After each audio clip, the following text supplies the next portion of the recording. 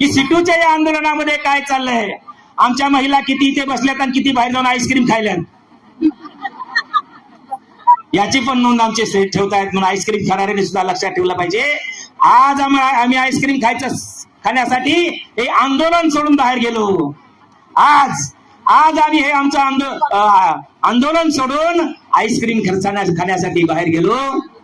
उद्या आमच्या लेकराच्या तोंडातला घास हिसकावला जाईल, उद्या आमच्या घरात येणारं अन्न हिसकावलं जाईल. आपला अन्न जर त्या ठिकाणी पक्क राहायचं असेल, आमच्या लेकरांना मिळणारा आताचा अन्नाचा घास कायम राहायचा असेल, नवे याच्यामध्ये वाढ व्हायची असेल, तर आपल्याला खंबीरपणे शिटूमध्ये राहायला पाहिजे.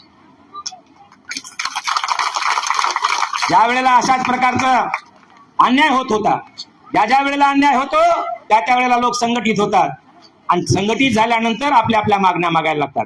मी गोपालकृष्णाचं उदाहरण सांगत असतो. गोपालकृष्ण असे मोठे झाले, जरा रांगायला लागले, बाहेर आले आणि बाहेर आल्यानंतर आजूबाजूच्या गोपाळाकडे पाहिलं. ते कोणी अशा वाळलेला, पाय असे वाळलेले, हात वाळलेले, डोकं एवढं मोठं आणि मान एवढीशीच, ती डुगू हलायला लागलेली. कृष्णाने विचारलं, काय रे तुम्ही गोपाळाचे पोर आहेत ना? ते म्हणले हो. मग तुमच्याकडे दही होत नाही का? ते म्हणले होत आहे. तुमच्याकडे लोणी होत नाही का? म्हणले होत आहे. तुमच्याकडे तूप होत नाही का? म्हणले होत आहे. मग तुमच्याकडे जर दही दूध तूप लोणी होतं तर तुमची प्रकृती अशी कशी काय? ते म्हणले कृष्णा आमच्याकडे होतं, पण आम्हाला कोण देतं? ते अदानी अंबानीला जातं, आमचंच आहे पण कुठे जातं? अदानी अंबानीला जातं. अरे मग म्हणले धारा कोण काढतो? म्हणले आम्ही काढतो. शाळेत पोरांना कोण शिकवतो? आम्ही शिकवतो. भात कोण शिजवून देतो? आम्ही देतो.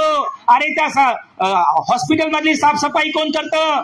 आम्ही करतो. मग या तुमच्या सगळ्या घामावर कष्टावर जर दूध निर्माण होत असेल, या तुमच्या कष्टावर घामावर जर लोणी तयार होत असेल, तर या लोण्यावर आणि कष्टावर, तुमच्या घामावर निर्माण होणाऱ्या उत्पादनावर डीएल सर, पहिला अधिकार हा त्या काम करणाऱ्या माणसाचा आहे, हे सांगणारे आमचे गोपालकृष्ण पहिले आहेत.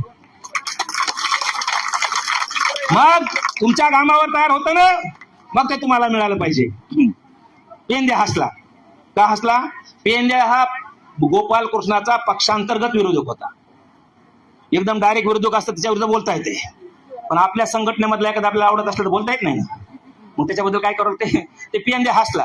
आणि एखादा माणूस आपल्याला बघून हसलं की आपल्याला काय ते राग येते. काय झालं पेंद्याला हसा? अरे मला हसावं नाही तर काय करावं?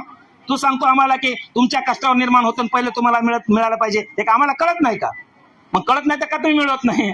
अरे बाबा आम्ही मागायला गेलो तर आम्हाला रटे बसतेत, पोलीस येतेत, लाठी हल्ला करतेत, ते आम्हाला जमणार नाही. मग मला आंदोलन करा. कुणी सांगितलं? डॉक्टर साहेब. पहिलं आंदोलन गोपालकृष्ण सांगितलं, काय करा, तुम्हाला जर तुमच्या हक्काचं मिळत नसेल तर उद्या सकाळी वासरं सोडायची नाहीत, उद्या सकाळी धारा काढायच्या नाहीत, उद्या सकाळी शेण काढायचं नाही. अरे म्हणले कृष्ण आंदोलन फसलं तर? ते म्हणले मी हो ना, मी आहे ना. आणि मग दुसऱ्या दिवशी सकाळी चांगले थंडीचे दिवस आधीच होते, सगळे गोपाळ पांघरून घेऊन झोपले होते. पेंद्याच्या आईने हात मारले, पेंद्या वासरं सोड, धार काढायची आहे. पेंद्याच्या अंगावरचं पांघरून थोडं गरम झाल्यामुळे खांद्यावर आलं होतं, त्यानं तोंडावर घेतलं. बोबड्या लवकर ओठ, धारा काढ. ते म्हणला आपण धारा काढणार नाही, त्यानं तोंडावर पांघरून घेतलं. आता उशीर होऊ लागला, आणि उशीर होईल तुम्हाला कसं शाळेमध्ये लेकरू जायचे, तुम्हाला शाळेत जायचे आणि लेकरू जर आवरून काय होते, तुम्हाला राग येते. उठर बाळ्या म्हणलं. ती आई म्हणल्या उठर बाळ्या. पोरं उठलेच नाहीत. शेवटी तिथं वासरा राहण्याची छेडी होती, काठी बारकी फोक आपल्या गावाकडच्या भाषेत. या सगळ्या आयानं फोक काढून असे पोरं हाणले. पेंद्या हाणला, वाकड्या हाणला, आणि आपल्याला बी असं आंदोलन करायला लागले. पोलीस कधी कधी हाणतात आहे का नाही?